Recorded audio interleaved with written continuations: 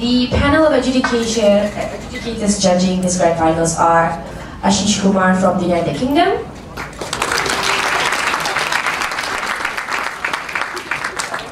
Gemma Buckley from Australia, Dominic Grenade from Australia,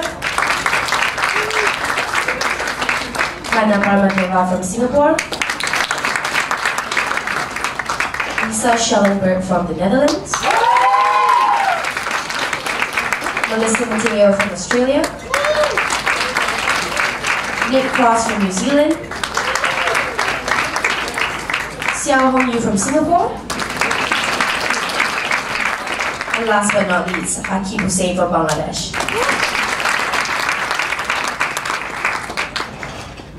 The finals debate will be contested by two worthy opponents. Team proposition is AWSDC Malaysia DNT. This team is composed of Mr. Nishant Savalingam, Tevesh Deva, and Deborah Wongkaiwan.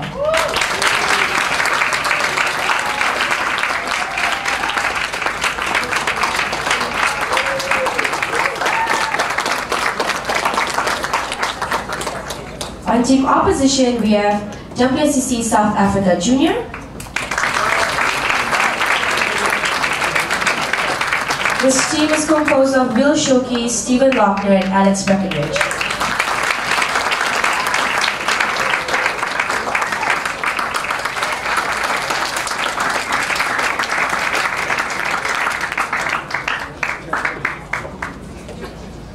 Before we begin this debate, I would just like to remind members of the audience to turn off your phones or switch it to silent mode, and to keep your discussion to an absolute minimum so as to not disrupt the speakers or distract the adjudicators from the adjudication process. The motion that will be contested today is this House believes that if leaders of capable states turn away refugees, the International Criminal Court will prosecute them for crimes against humanity.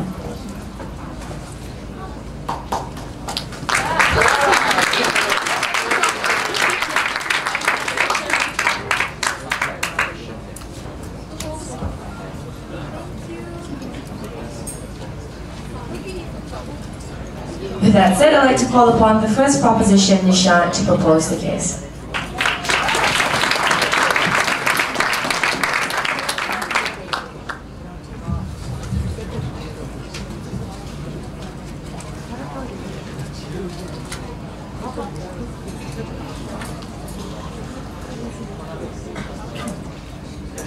Mic test, can you hear me? Great.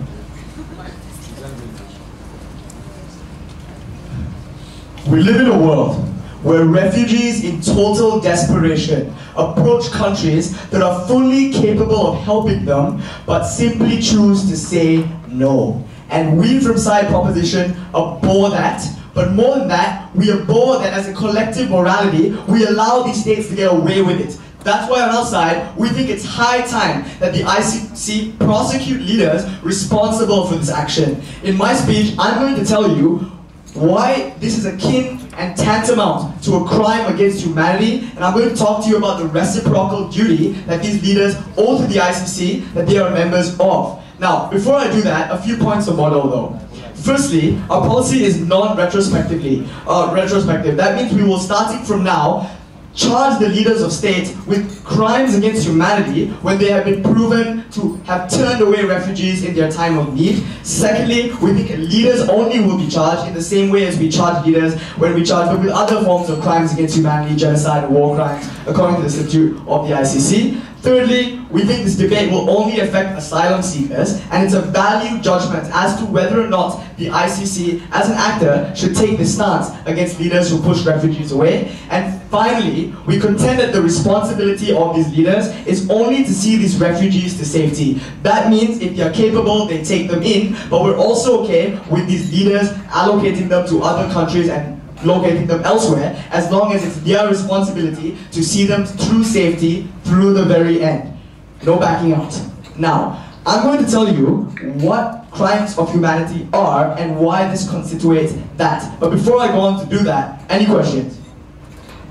That's what I thought. Now, When do we punish people for crimes against humanity? According to the ICC, a crime against humanity includes a vast spectrum of things you could do to a person. Basically, no thank you, it's intending to cause grievous harm upon them. And this could include inhumane incarceration and treatment of prisoners. This could include disproportionate drug testing on people and extermination and a whole host of different things. But why is this tantamount to that? Because inadvertently, we argue to you, under the prong of crimes of humanity, who does the ICC protect under this criterion? It protects vulnerable actors in conflicts that suffer grievous pain and have no alternative to escape that pain but for fleeing. So when countries have the capacity, wait a moment, meaning resources, the space and means, but actively withhold refuge from these people, turns them away, this act of omission must be a crime against humanity because it's condemning these people to a harm that they could never otherwise escape from. Because you were in a unique position to help them, because you were the only actor that was able to help them, and you didn't, then that act of omission is a crime of humanity. But let's examine this principle even closer. Before I do that though, yes? About whether this action is a crime against humanity or not. It's more about whether this policy actually helps the people who are affected when they are rejected from states. If 300 refugees approach in boats to my shores and they have nowhere else to go, they have no resources to live another day, and only I and only the state can take them in, no thank you, then these refugees are helped by our policy directly when we get to bring them in and save their lives. We think that's a tremendous benefit, but it doesn't just end at these refugees, but it has a very important precedence to society and to the world and how we view collective morality, which my second speaker will argue in a more outcome-ish speech as becomes in world schools. No thank you. Now, let's examine my principle a little bit closer. Because what would we argue that these leaders are principally liable? We argue that to them is extended a duty of care. And this in law is a principle that says you have a duty of care to help people even if you are not on duty. When do we see this? If I'm a lifeguard and I'm walking across a river and I see someone drown, I have a duty of care because I am capable of saving the person to save that person. Next, if I'm a police officer and I see a crime being committed, even if I'm not on duty, because I'm capable, I should go intervene and save that person from the crime. Now, if you don't do this, then we can try you in court, because what this principle argues is, no thank you, is that by omission, by not acting, you were complicit in the harm that came to the afflicted. And this is true for the states, because while these states didn't intend for you to become refugees, while they weren't directly responsible for you to be refugees, in fact, we would argue, a lot of the states that have capabilities to take refugees in, like the United States, are at some level responsible for the violences that cause these refugees in the first place. For example, funding military operations in Israel. But that's beside the point. What we're trying to argue is that even if you weren't intent in making these people refugees, no thank you, what you did intend to do was in that moment of time when you couldn't help them, you turned them away. This was the intent that existed here, and it proves that you did intend to further perpetuate their suffering, and therefore we say it's perfectly just to try them for crimes against humanity. But secondly, no thank you, we're even willing to try these people even if we don't establish a causality. Because we think oftentimes in law, it's less about the circumstances in which you commit the crime, but more about the damage you do to society with that crime. That's why intent is not always an important prerequisite to a crime. Yes, we do recognize mitigating factors as a part of our corrective morality, but what we value more than mens rea, or intent, is the damage that you've done and the damage that you've committed, and that's why you can always be tried purely for that, and we think the principle must apply here as it applies everywhere else. But let me talk about reciprocity. I always stumble on that. Before I do, yes? Sir, why would you allow leaders to be convicted and forego their obligation to their own people when other companies such as the UNHCR already exist in order to mitigate that harm?